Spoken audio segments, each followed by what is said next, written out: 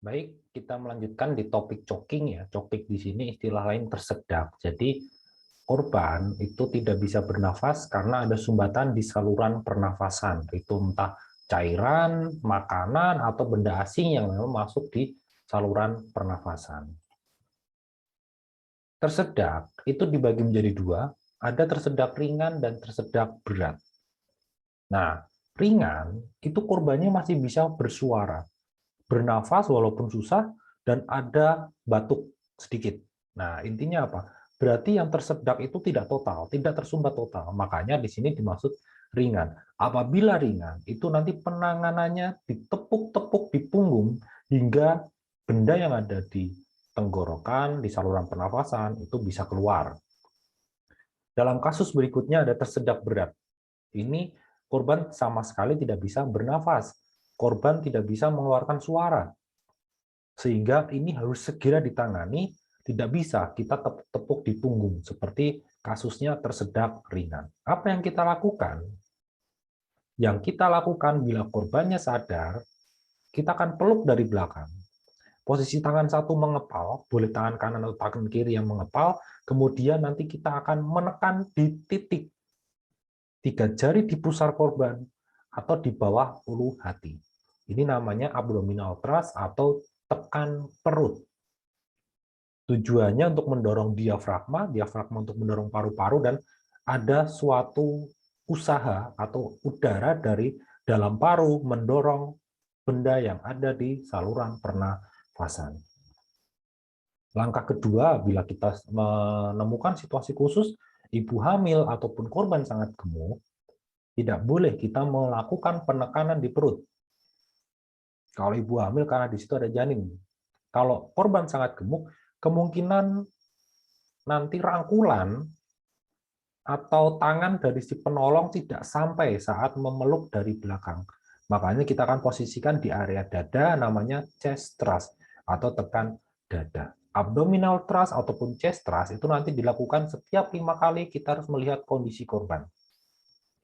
Apakah korban masih sadar atau apakah memang di situ tidak atau sudah keluar benda asingnya. Bagi infan atau bayi yang kurang dari 1 tahun, apabila mengalami kasus yang sama, yang kita lakukan adalah kita tepuk-tepuk 5 kali punggung dan 5 tekanan pada dada bayi. Sehingga setiap 5 tepukan di punggung kita lihat mulutnya apakah sudah terlihat. Kalau belum, akan kita balik, tepuk lagi atau tekan 5 kali di dada dan kita akan cek. Dan apabila belum, itu akan kita bolak-balik hingga bendanya keluar. Apabila korbannya tiba-tiba pingsan, baik yang dewasa tadi ataupun bayi, kita akan persiapan nanti yang namanya RJP ya, persiapan 30 kali kompresi atau 2 kali nafas. Sambil nanti kita bisa melihat area mulut dengan metode finger swab ya, menggunakan 2 jari, dan hati-hati jangan mengorek mulut dengan benda asing. Itu akan mempengaruhi nanti bisa menyebabkan di area mulut luka. Pingsan, nah di sini. Lanjut di topik pingsan. Pingsan merupakan kehilangan kesadaran sementara akibat berkurangnya aliran darah ke otak. Korban pingsan akan kembali dalam waktu singkat. Ini maksudnya adalah pingsan itu berarti permasalahannya adalah otak si korban itu kekurangan aliran oksigen. Banyak penyebabnya seperti mungkin karena dia berdiri terus-menerus, karena mungkin ada masalah di peredaran darah dan sebagainya. Makanya di sini nanti kita bisa melihat beberapa penyebab. Bisa karena kecemasan, jadi orang banyak pikiran, cemas, atau stres emosional itu bisa mengakibatkan pingsan. Nyeri hebat, contohnya perempuan yang menstruasi hari pertama itu juga bisa menjadi salah satu penyebab pingsan. Kurang masukan nutrisi, belum sarapan, belum makan, atau mungkin diet. Nah, itu juga bisa menjadi salah satu penyebab. Atau gula darah rendah ya, seperti tadi karena nutrisi kurang. Dan beberapa kasus yang lain seperti berdiri terlalu lama, seperti saat upacara. Tapi ada kasus, bagaimana kalau kasus orang yang memang pekerjaannya berdiri seperti pelayan, restoran dan sebagainya. Itu berbeda. Di sini yang berdiri terlalu lama maksudnya berdiri statis, tidak banyak bergerak. Tapi kalau pelayan banyak bergerak, nah itu kan berarti peredaran darah akan bekerja. Itu biasanya tidak akan menyebabkan pingsan. Kecuali dipaksakan bekerja sampai lelah, nah itu bisa menyebabkan pingsan.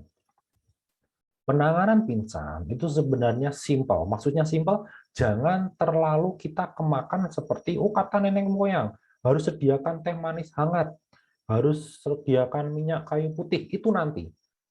Yang penting adalah korban dibaringkan. Kemudian, jika nafasnya masih normal, angkat kaki korban seperti di gambar, longgarkan pakaian, dan kipas-kipas.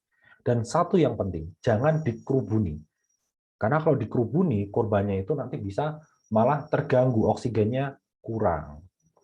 Gitu ya. Kemudian apabila memang kok saat ditangani, dikipas-kipas, kok tidak sadar-sadar, segera panggil bantuan medis untuk penanganan lanjutan. Ada satu kondisi lagi yang namanya tidak sadar. Jadi kondisi di mana korban tidak mampu berespon terhadap stimulus yang diberikan. Penyebab, nah, kebanyakan bisa karena kasus kecelakaan, perdarahan hebat, benturan di kepala mungkin berkelahi ya, kemudian ada pukulan di area kepala, area dada, bisa juga karena penyalahgunaan obat, overdosis, atau memang obat-obatan yang tidak sesuai dikonsumsi, atau keracunan alkohol ya, ada kasus yang sampai dioplos dan sebagainya, itu bisa menyebabkan dalam suatu kondisi yang namanya tidak sadar. Apa yang kita lakukan? Tetap kita akan mulai yang namanya DRSCAB. Apabila memang sudah atau masih bernafas, masih berdetak, korban akan dimiringkan. Apabila korbannya tidak berdetak, nah kita akan persiapan melakukan yang RJP. Tadi ada kompresi, ada breathing. Dan jangan lupa panggil bantuan medis.